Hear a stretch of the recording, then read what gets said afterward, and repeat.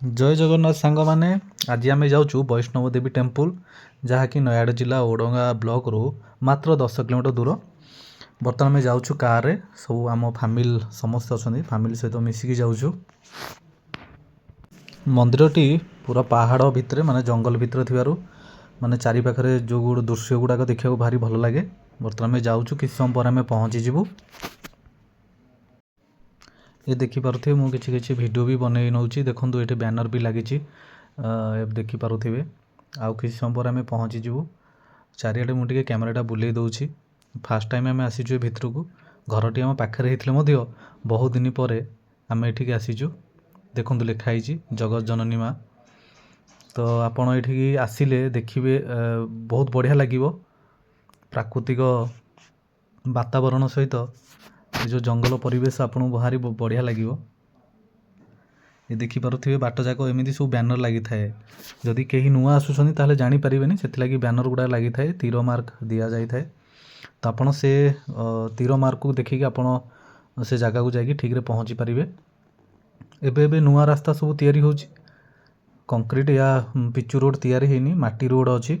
देखिपे जंगल भितर केमी अणओसारिया रास्ता गुड़ाक सब खाल ढिप होगी अच्छी। बहुत भिड़ थिला, आमे भी जाइथिलु जो दिन बहुत भिड़ थिला।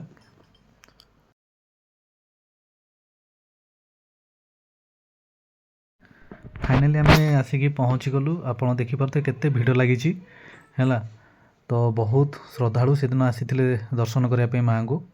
फाइनाली आमे धीरे धीरे पाखक पहुँची गलु। पाखापाखि देखिपे बहुत गुड़ाए गाड़ी बस लगी पार्किंग होची। किछि दिन तले इठे यात्रा भी चली। आम जो दिन जाइथिलु से दिन यात्रा अलरेडी सरी जाइथिला। तो तथापि बहुत भिड़, आज जाए भी भिड़ चली थाए। तो देखिपे माँ को मंदिर देखा दूर। तो देखो केते पार्किंग करने केते बड़ जगह भी रखाई। फाइनाली आम बर्तमान में पहुँची गलु। देखिपे सब केते बाइक लगी, केते कार भिड़।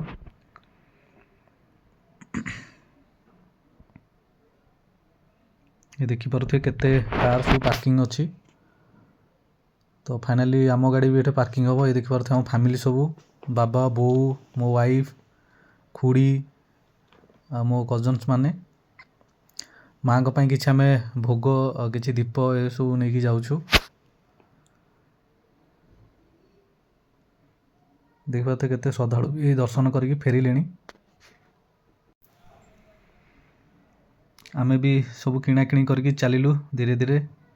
बर्तमान बढ़िया लगे जावाई। आपड़ जदि आसबे देखिए जगहटा बहुत बढ़िया लगे बुलापाई।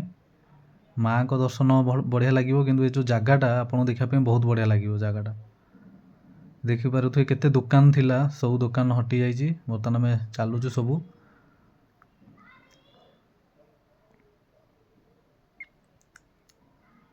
ये देखिपे आम परिवार सब अच्छा।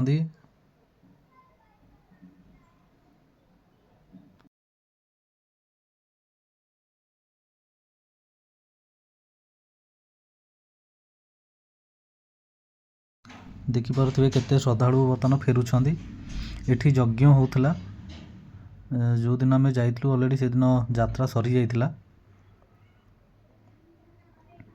धीरे धीरे आम माँ को मंदिर पाखक जाऊँ। साइट्रे एमती छोट मंदिर आपन सब देखा मिल। साइट्रे बजरंगबाली मंदिर अच्छी एठी आपन देखिपे साइट्रे। तो आम किसी टाइम रहीकि दर्शन करके आसलु बजरंगबाली। तापर आगू आगू आम चलुचु। फाइनाली जो मंदिर देखिए बाहर बढ़िया लगे। देखो केते श्रद्धालु भी आसुँच। सब फैमिली पछर रही जाइछन, सब चली चली आसुँच। आईटा चप्पल रखा ये जगह से स्टाण्ड हो नाला, एवं सारे स्टाण्ड। ये आप हाथ गोड़ ये धोई पारे। देखो माँ वैष्णव देवी मंदिर फाइनाली पलि आसला। माँ को मंदिर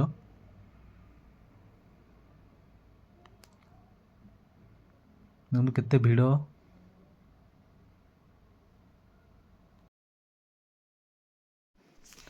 फाइनाली आज माँ को दर्शन करूँ। देखु सब लाइन लगी जाइछंदी, पूरा भिड़। लोक सब फोटो उठेबारे व्यस्त।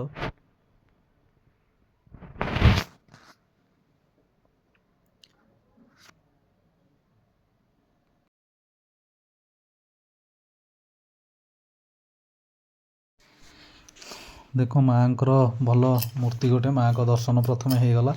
ଭିତରକୁ ଯିବା, ଯେଉଁ ମାନେ ମେନ୍ ଯେଉଁଠି ଠାକୁର ଅଛନ୍ତି, ମାଆଙ୍କର ଯେଉଁଠି ମୂର୍ତ୍ତି ଅଛି ମନ୍ଦିର ଭିତରେ, ବାହାରେ ବି ଏ ମୂର୍ତ୍ତି ଆପଣ ଦେଖିପାରିବେ।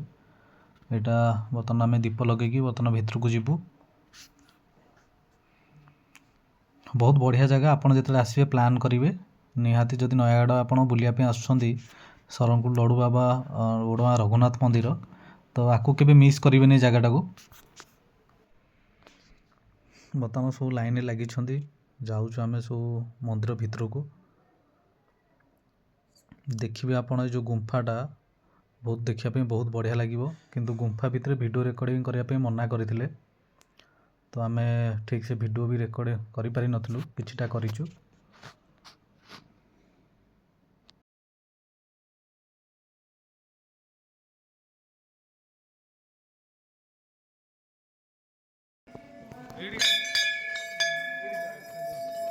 ବର୍ତ୍ତମାନ ଆମେ ମନ୍ଦିର ଭିତରକୁ ଫାଇନାଲି ଏଣ୍ଟ୍ରି କରିଲୁ। ଦେଖିପାରୁଥିବେ ଗୁମ୍ଫା। କିଛି ମାନେ ଜାଗା ସୁଟ୍ କରିବା ପାଇଁ ମନା କରିଲେ, ତ ଫାଷ୍ଟ ଯେତେବେଳେ ଆମେ ଏଣ୍ଟ୍ରି କଲୁ କିଛି ସୁଟ୍ କରିଦେଇଥିଲୁ।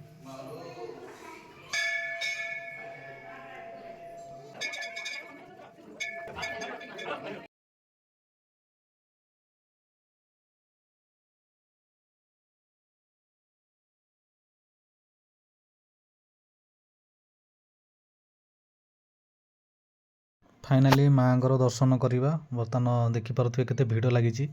ଏ ଦେଖନ୍ତୁ ମାଆଙ୍କର ଦର୍ଶନ ଆମେ ଫାଇନାଲି କରିନେଲେ। ଦେଖନ୍ତୁ କେତେ ବଢ଼ିଆ ଲାଗୁଛି। ଦେନ୍ ଆମେ ଦର୍ଶନ କରିକି ବାହାରକୁ ଆସିଗଲୁ। ବାହାରକୁ ଆସିଲା ପରେ କିଛି ଫଟୋ ସୁଟ୍ କରିନେବୁ। ଫଟୋ ସୁଟ୍ କରିନେଲା ପରେ ବର୍ତ୍ତମାନ ଆମେ ଚାଲିବୁ ଆଉ ଗୋଟେ ଜାଗା ବୁଲିବା ପାଇଁ। ନେକ୍ସଟ ବ୍ଲଗ୍ ସେ ଜାଗାଟା ମୁଁ ଆପଣଙ୍କୁ ଦେଖେଇବି। ଏ ଦେଖନ୍ତୁ ବଢ଼ିଆ ନଜାରା ଦେଖିବାକୁ ମିଳିବ। ଦେଖନ୍ତୁ ଟପ୍ ଭ୍ୟୁରୁ କେତେ ବଢ଼ିଆ ସୁନ୍ଦର ଦେଖାଯାଉଛି। ତ ଫଟୋ ସୁଟ୍ କରିବା ପାଇଁ ବଢ଼ିଆ ଜାଗା। ଯେତେବେଳେ ଆପଣ ଆସିବେ, ଆପଣ ଏଠି ଆସିକି ବହୁତ ସାରା ଫଟୋ ଉଠାଇ ପାରିବେ, ଫଟୋ ସୁଟ୍ କରିପାରିବେ।